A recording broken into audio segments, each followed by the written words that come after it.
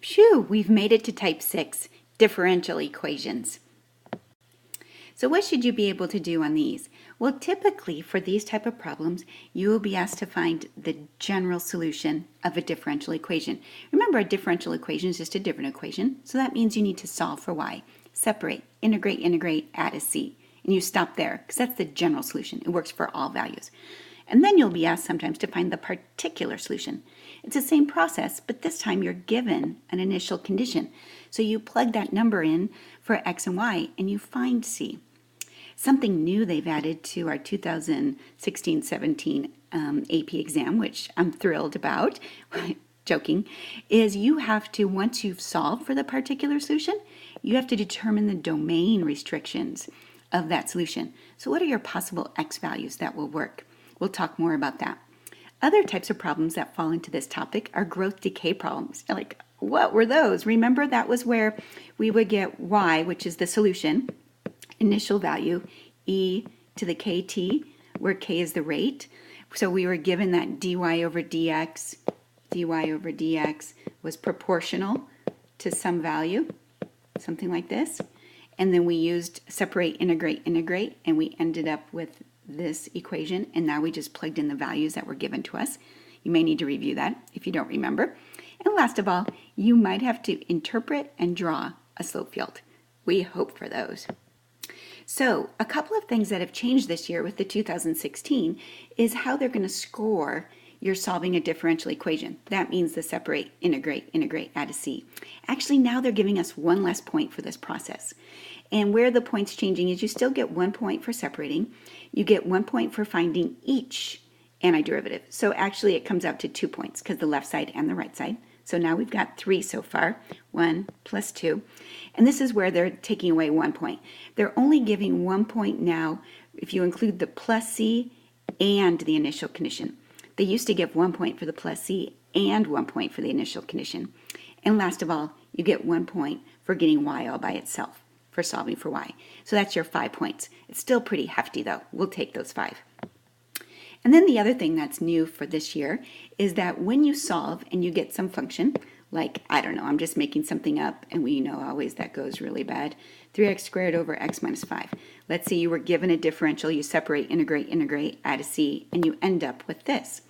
Now you're asked to find what is the domain of this solution. Well, first of all, whenever you find the domain of a differential equation, it always is an open interval. Why is that? Because the derivative doesn't exist at endpoints. Because remember, for a derivative to exist, the derivative from the left and the right have to be equal. Well, since it's an endpoint, the derivative from the right or the derivative from the left doesn't exist. So when we give the domain of a differential equation, we give it as an open interval. Secondly, we have to make sure that the differential equation is defined. So actually I stated this wrong. Let's say this is your dy dx, okay? So if you look back at the differential equation, we can see that this will not be defined at x equals 5. So my domain is either going to be prior to x equals 5, because this is where I'm going to have a vertical asymptote, because we could see it'd be a constant over 0 if I plug in 5. So I'm going to have a vertical asymptote at 5. So my domain will either be to the left of that or to the right of that. Now, I can find that by looking at the slope field to see what the slope field looks like to the left, or looking to the right. Or the key idea is you plug in that initial condition. Is the initial condition to the left of 5 or to the right of 5? Because remember, your domain cannot cross any vertical asymptotes. Okay, here's your first example. Now, this is a no calculator question, and I'd like you to be able to solve for A and B. Show all of your work in pencil, and we'll correct in pen. Now this one was actually an oldie because there aren't too many where they ask you to find the domain recently, because that's been a new thing they added. So I had to kind of add in the points here, and I'm also going to give you an extra point for solving the differential, which they won't do anymore. So first of all, did you separate? So did you get e to the 2y on one side and 3x squared dx on the other side? That's 1 point. Did you take the antiderivative correctly? So 1/2 e to the 2y is worth 1 point. And then you take the antiderivative of the right side, x cubed is 1 point, plus c is your 4th point. Now they won't do that anymore, but it's an old one. Now you have to plug in the initial condition, which was 0, 1/2. So you plug that into this function and you get your constant is 1/2 e. So you end up with 1 half e to the 2y, x cubed plus 1 half e. So that gives you your fifth point. Now you need to get y all by itself. So you multiply by 2 first, and then you take the natural log of both sides and divide by 2. So this is your final expression. So that is the solution to this differential equation. Okay, so now when we're looking at this now, we have to decide what is the domain. So we know a natural log function, this is where your understanding of functions come into play. We know that a natural log graph looks something like this, and we know the domain must be greater than 0. So this value in here, 2x cubed plus e, must be greater than 0. So now let's solve for x. Subtract e, divide by 2, and take the third root. So the domain is such that x must be greater than the cubed root of e over 2. Okay, so that's the domain. Now what about the range? Well, look at your natural log graph.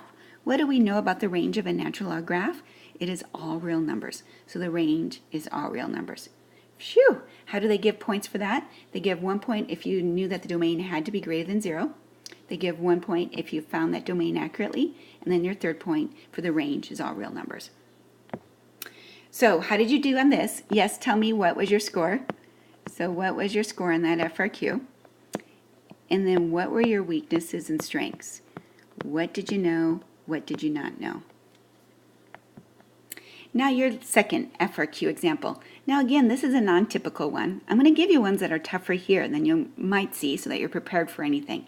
So we're given a differential equation, and we can see we're going to have to draw a slope field and answer some questions about it. So draw your work in pencil, and then we'll correct in a minute. Okay, letter A. We love drawing slope fields. We should get those points, no problem. So one slope is if you got where x equals 0. So we know x equals 0 here, and I believe was x equals 0 on the x-axis too? I don't recall because I don't have it in front of me. Anyways, and then you get slopes where x equals 1. Huh, curious. So look at your x equals 1s. Okay, oh, where x equals 0, not where the slope is 0. Sorry, you guys, I read that wrong. So basically, when x is 0, did you get these slopes correct? And then when when x is 1, did you get those slopes correct? I'm sorry. Okay, now you had to take the second derivative. So this is a little bit of implicit differentiation going on. So the second derivative is 2, and then the derivative of y is dy dx. Okay, and you have to know at that point, you have to plug in, substitute dy dx for that. So dy dx is 2x minus y, and we simplify that and get 2 minus 2x plus y. So 1 point for taking the second derivative correctly. And then why is it concave up? Because we know in quadrant 2, the x value is going to be less than 0, and the y value will be greater than 0. So any x value that's less than 0 would result in a positive there, and y value greater than 0 would result in a positive. So the value will be positive, so it will be concave up. Now, letter C, you are asked to find the particular solution with initial condition 2 is 3. Is it a minimum, maximum, or neither? So we know when the derivative is equal to 0, that's a critical point. So when I find the derivative and look at it to see when it will be 0 at the given point 2, 3, we see that 4 minus 3 is 1. So the critical point does not exist there. It's equal to 1, not 0. So therefore, we have neither a minimum or a maximum. And the last one. Ooh, this last one was a tough one. So you are told that y equals mx plus b is a solution. Okay, now you are given the differential equation. Wow, so if I take the derivative of the left side, which would be dy dx, and if I take the derivative of the right side, because we know that m is some constant and b is some constant, so the derivative of mx is just going to be m, and then the derivative of b is 0. So the derivative of the right side of the equation will just be m. So we know that my derivative of y in respect to x is m. And we also know the derivative of y in respect to x is 2x minus y. So now at this point, you notice you've received 2 of the 3 points here. So you got 1 point for finding the derivative of the right side of mx plus b. And then you get another point for realizing now that m is equal to 2x minus y. So the third point, how do we find this third point? Well, basically now we know 2x, and we replace y with mx plus b is equal to the slope. And so we need to find the values of m and b. So we can see here now we can factor out a common x. So 2 minus m times x, and then we have minus m plus b. And so now using zero product property, 2 minus m must be equal to 0, and then that results in m equal 2. And then m plus b must equal 0, so that means b equals negative m, so b is negative 2. Phew, and that is our m and b value. Okay, so how'd you do on this one? I know I gave you a tough one, but what was your score on this second FRQ? And talk about your weaknesses, your mistakes. What mistakes did you make? What do you need to practice more?